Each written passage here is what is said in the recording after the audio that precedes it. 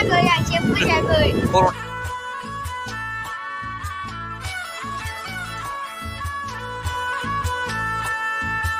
hello guys good morning नोंथांमोनखौ आंनि YouTube चेनेलाव सिगाङावनो फरायग्रोबाय आसा खालामो नोंथांमोना मोजाङैनो दङ ओमफ्राय दा नै जोङो जेमागुराव थांफिनगासिनो दङ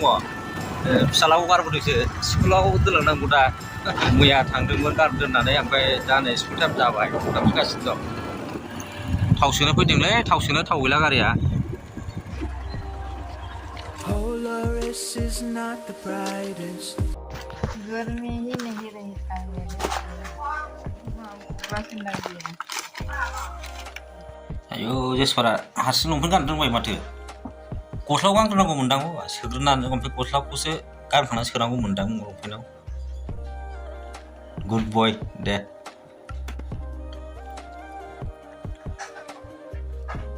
जेसफोरनि उन्दैनि फट'खौ खिथानि आं र'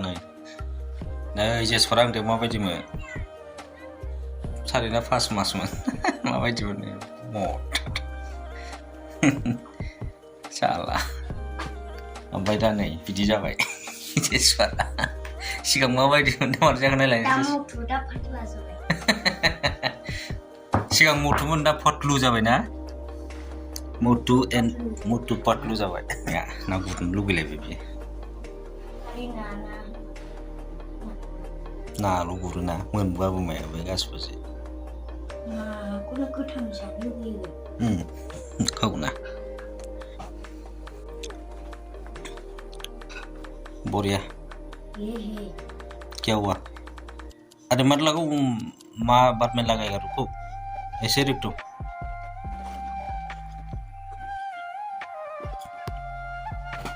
ला ला ला ला ला ला ला ला ला ला ला ला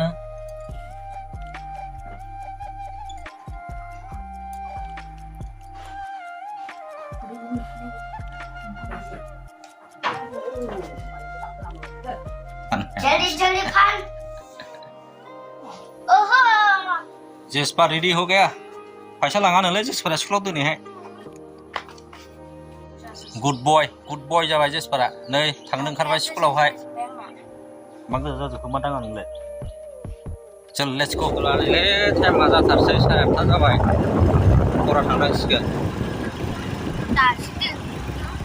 औलै उनाव थांगासिनो दं दासो ना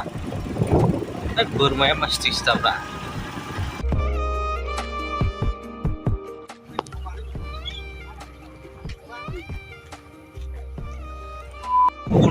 गनाय टाइम जाबाय जेसफोरखौलाय दा नै थांगासिनो दं 3 मिनिटल'सै 12ता जानो 12तायाव गयो स्कुला ओंखाम फैबाय नोंखौ दादा नेफैबायलै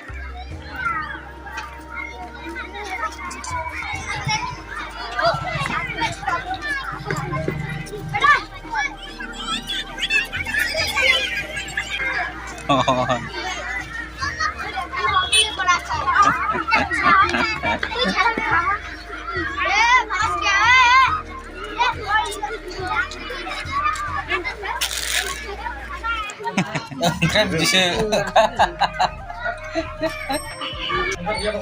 स्कुल गखांनानै पर'था जाफैलायबाय स्कुल गनानै फैबायलै नै जेसपार नयन ओंखाम फैबाय नयन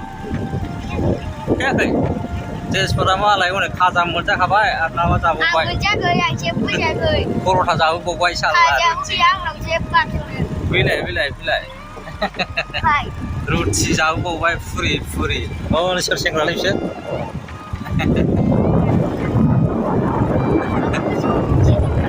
भिडिअखौ नायनायनि थाखाय जोबोद गोजोननाय थाबाय ओमफ्राय दिनैनि भिडिअआ एसेनोसै बाय